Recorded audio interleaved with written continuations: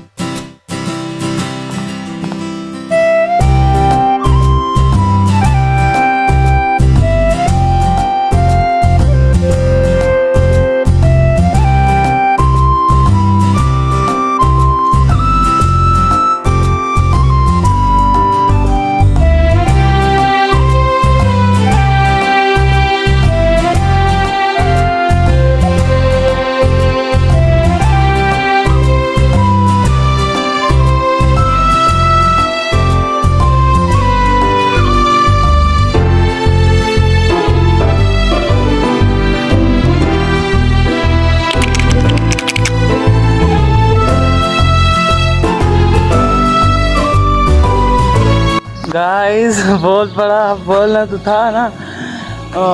यही छोटा सा ब्लॉग था और उम्मीद है आपको आज का ब्लॉग पसंद आया होगा। हम भी चावल चावल खाते हैं, अगर आप खाना है तो आ जाएं।